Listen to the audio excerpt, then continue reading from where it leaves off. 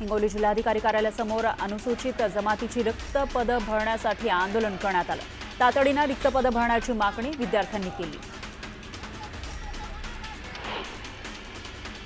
वाशिममध्ये विविध मागण्यांसाठी परिचारिकांनी धरणे आंदोलन केलं। वेतन त्रुटी, सेवा प्रवेश नियम आणि प्रशासकीय बदलांसह विविध मागण्या पूर्ण करण्याची मागणी यावेळी करण्यात आली। लातूरमध्ये परिचारिकांनी काम बंद आंदोलन पुकारलं। 7,200 रुपये भत्ता आणि 1,800 रुपये गणवेश भत्ता देण्याची मागणी करण्यात आली। तर उद्यापासून राज्यव्यापी बेमुदत आंदोलन करण्याचा इशारा यावेळी देण्यात आला। सांगलीमध्ये शक्तीपीठ मोजणी विरोधात शेतकऱ्यांनी बोंबमारो आंदोलन केलं।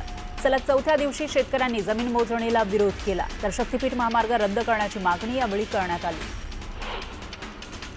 चंद्रपूर जिल्ह्यातील तेलंगणा सीमेवरच्या 14 गावांमध्ये राहणाऱ्या नागरिकांना स्वतःचा हक्काचा महसूल अभिलेख तयार होण्याच्या मार्गावर आहे। मंत्रालयात मुख्यमंत्र्यांच्या उपस्थितीमध्ये झालेल्या उच्चस्तरीय बैठकीनंतर या संदर्भात प्रत्यक्ष कारवाईला सुरुवात होणार आहे। पुण्यातील भिडे पूल बंद असल्यानं नागरिकांनी नाराजी व्यक्त केली। भिडे पूल बंद असल्यानं वाहतूक कोंडीनं पुणेकर त्रस्त झालेत। त्यामुळे तातडीनं भिडे पूल सुरू करावा अशी मागणी नागरिकांनी केली। परभणीमध्ये व्यापाऱ्यांनी जनावरांच्या बाजाराकडे पाठ फिरवली आहे। त्यामुळे शेतकऱ्यांनी चिंता व्यक्त केली। दरम्यान लक्ष घालण्याची मागणी शेतकऱ्यांनी सरकारकडे केली आहे। लातूर जिल्ह्याच्या उदगीर इथं विविध मागण्यांसाठी उदगीर जिल्हाधिकारी कार्यालयासमोर आंदोलन करण्यात आलं। राज्यातील शेतकऱ्यांना संपूर्ण कर्जमाफी द्यावी या प्रमुख मागणीसह लाडक्या बहिणीला दरमहा 2,100 रुपये द्यावेत, निराधार अपंगांना अनुदान वाटप करावं, बेरोजगारांना 10,000 अनुदान द्यावं अशा विविध मागण्यांसाठी हे आंदोलन करण्यात आलं। जळगावातही परिचारिका संघटनेच्या वतीनं एक दिवस काम बंद आंदोलन पुकारण्यात आलं। शासनाप्रमाणे नर्सिंग भत्ता, गणवेश भत्ता आणि शैक्षणिक भत्ता मंजूर करावा यासह विविध मागण्यांसाठी एक दिवसीय काम बंद आंदोलन करण्यात आलं। गोंदियातील परिचारिकांनीही बेमुदत संपात सहभाग घेतला। जवळपास 283 परिचारिका संपात सहभागी झाल्या। मागण्या मान्य न झाल्यास उद्याही संप कायम राहणार असा इशारा दिला आहे। मात्र या सगळ्यात रुग्णांचे प्रचंड हाल होत आहेत। घाटी रुग्णालयातील परिचारिकांनीही बेमुदत संप पुकारलाय। पगारवाढीच्या मागणीसह कंत्राटी भरती रद्द करण्याची मागणी यावेळी करण्यात आली आणि निदर्शनं सुरू करण्यात आली। यावेळी सरकारविरोधात जोरदार घोषणाबाजीही करण्यात आली। धुळ्यातील भाऊसाहेब हिरे शासकीय वैद्यकीय महाविद्यालयातील परिचारिका कर्मचारी संपावर गेलेत। विविध मागण्यांसाठी परिचारिकांनी काम बंद आंदोलन पुकारलं। 300 पेक्षा जास्त कर्मचारी संपात सहभागी झाले। चंद्रपुरातही परिचारिकांनी आंदोलन पुकारत संपात सहभाग घेतला। त्यामुळे राज्यातील आरोग्य व्यवस्थेच्या अडचणीत वाढ झाली आहे। परिचारिका संपावर गेल्यानं रुग्णांचे हाल झाले। विधानसभेत नाना पटोलेंनी पुन्हा एकदा हनी ट्रॅपचा मुद्दा उपस्थित केला। नाना पटोलेंनी पेनड्राईव्ह दाखवत हनी ट्रॅप संदर्भात सरकार गंभीर नसल्याचा गंभीर आरोप केला। सरकारमध्ये बैलगाडी हाकणाऱ्याच्या हातात तुतारी आहे आणि मुख्यमंत्र्यांच्या हातात कासरे आहेत। त्यामुळे पुढे काय होईल हे येणारा काळच सांगेल। तर बैलगाडीचे बैल कोण हे मी सांगू शकत नाही असं खळबळजनक विधान विजय वडेट्टीवार यांनी केलं। वडेट्टीवारांच्या या वक्तव्यानं चर्चांना उधाण आलं। ठाकरेंना सत्तेची ऑफर देणं ही वैचारिक दिवाळखोरी आहे असं म्हणत मुख्यमंत्री फडणवीसांनी उद्धव ठाकरेंना दिलेल्या ऑफरवरून राऊतांनी टोला लगावला। उद्धव ठाकरेंनी शिंदेंच्या शेजारी बसणं टाळल्यानं चर्चांना उधाण आलं होतं। त्यावर संजय राऊतांनी प्रतिक्रिया दिली। एकनाथ शिंदेंना मांडीवर घेऊन बसायला हवं होतं का असा खोचक टोला त्यांनी लगावला। उद्धव ठाकरेंच्या महामुलाखतीचा नवा टीजर जारी करण्यात आला आहे। मुलाखतीमधून सत्ताधाऱ्यांवर उद्धव ठाकरेंनी सडेतोड भाष्य केलं आहे। तर संजय राऊत यांनी हा टीजर जारी केलाय। राष्ट्रवादी काँग्रेस पक्ष आणि चिन्ह प्रकरणी शरद पवारांच्या याचिकेवर येत्या 22 जुलैला सुनावणी होणार आहे। निवडणूक आयोगाच्या निर्णयाविरोधात याचिका दाखल करण्यात आली आहे। मी देखील लाडकी बहीण आहे, मला तुम्ही कधी न्याय देणार असा हतबल सवाल मुख्यमंत्र्यांसह उपमुख्यमंत्र्यांना ज्ञानेश्वरी मुंडेंनी केला। तर परळीतील बंगल्यावरून फोन आल्यानं तपास थांबलाय असा धक्कादायक आरोपही ज्ञानेश्वरी मुंडेंनी केला। प्रवीण गायकवाड यांच्यावर झालेल्या हल्ल्याचे पडसाद मालेगावात उमटताना दिसतायत। संभाजी ब्रिगेडच्या कार्यकर्त्यांनी मोर्चा काढत आंदोलन केलं। यावेळी दोषींवर कडक कारवाई करण्यात यावी अशी मागणीही करण्यात आली। पुण्यात प्रवीण गायकवाड यांच्या समर्थनार्थ बॅनरबाजी करण्यात आली। पवार गटाच्या कार्यकर्त्यांकडून पुण्यातील कोथरूड परिसरासह बॅनरबाजी करण्यात आली आहे। तर आम्ही पुरोगामी विचारांसोबत, आम्ही प्रवीण दादांसोबत असा आशय या बॅनरवर झळकला। महाराष्ट्र कुस्तीगीर परिषदेच्या निवडणुकीचा फैसला धर्मादाय आयुक्तांच्या कोर्टात गेलाय। दोन्ही निवडणुकीची प्रक्रिया केल्यानंतर निवडणूक आयोग फैसला करणार आहे। तर दुसरीकडे शरद पवारांच्या उपस्थितीमध्ये कुस्तीगीर परिषदेची बैठक पार पडली आहे। तळेगाव, सोमाटणे आणि लोणावळा इथल्या बरसोली टोलनाक्यावरील अनियमिततेबाबत आमदार सुनील शेळके यांनी सरकारला धारेवर धरलं होतं। या प्रकरणी मंत्री दादा भुसे यांनी चौकशीचे आदेश दिले।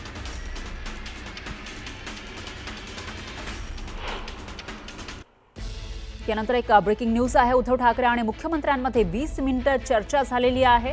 तर त्रिभाषा सूत्र हिंदी सक्तीवर ठाकरे आणि फडणवीसांची ही चर्चा झाल्याची माहिती समोर येते। हिंदीची सक्ती हवी कशाला हे पुस्तक ठाकरेंनी फडणवीसांना दिल्याची माहिती आहे। हेच पुस्तक समिती अध्यक्ष नरेंद्र जाधव यांना द्यावं असं फडणवीस म्हणाले। विरोधी पक्षनेतेपदावरही ठाकरे आणि फडणवीस यांच्यामध्ये चर्चा झाल्याची माहिती समोर येते।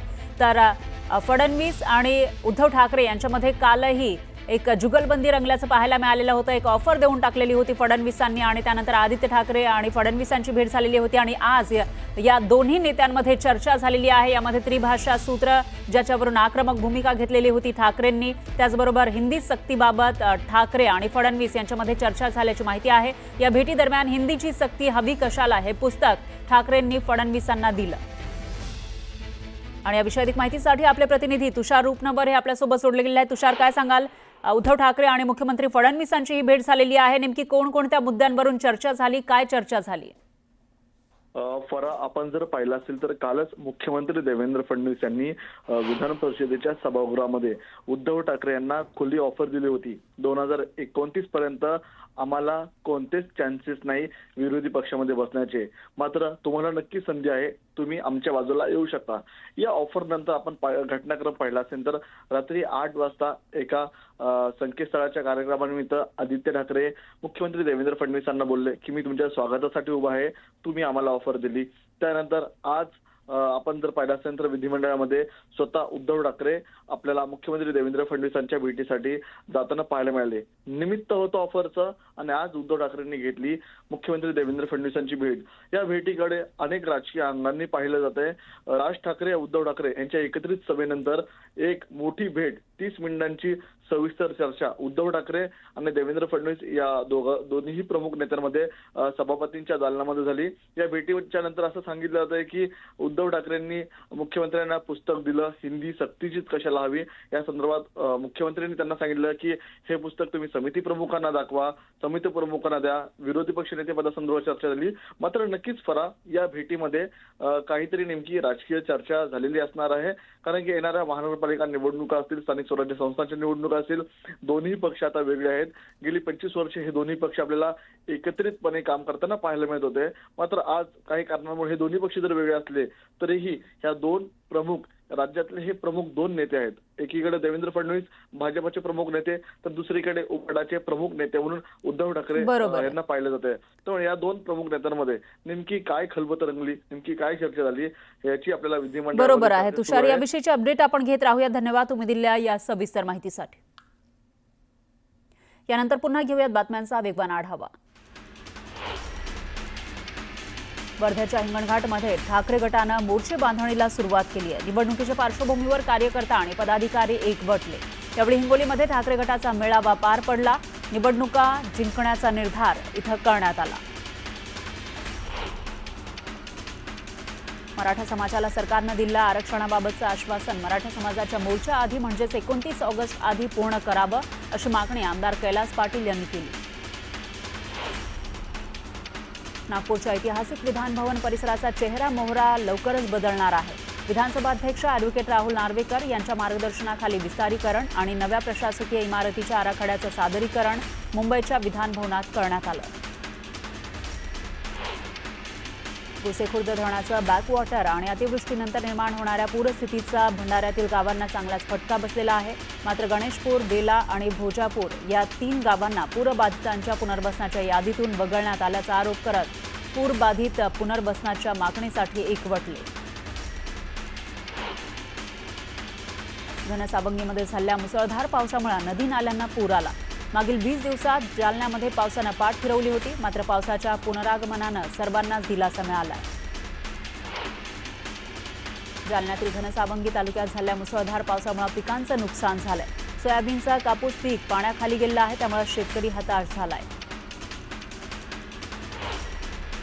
बीड जिल्ह्यामध्ये मध्यरात्रीपासून पावसानं जोर धरलेला आहे। मुसळधार पावसामुळे माजलगाव तालुक्यातील नदी नाल्यांना पूर आला आहे।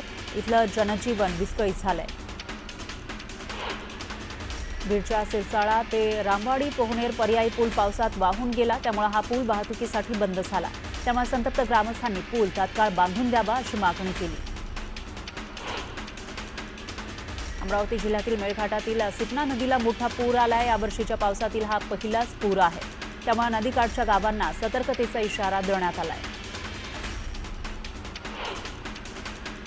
रत्नागिरीमध्ये मुसळधार पावसामुळे बुरोंडी गावातील नदीवरील पूल अर्धवट वाहून गेला, त्यामुळे 2 गावांचा संपर्क तुटला। पूल वाहून गेल्यानं शासनाचा निधी पाण्यात गेल्याची चर्चा रंगली आणि पुलाच्या दर्जाबाबत ग्रामस्थांनी शंका व्यक्त केली। महिनाभराच्या विश्रांतीनंतर जालन्यामध्ये पावसानं पुन्हा हजेरी लावलेली आहे। पावसाच्या आगमनानं माना टाकलेल्या पिकांना पुन्हा एकदा जीवदान मिळालं, त्यामुळे शेतकरीही सुखावले।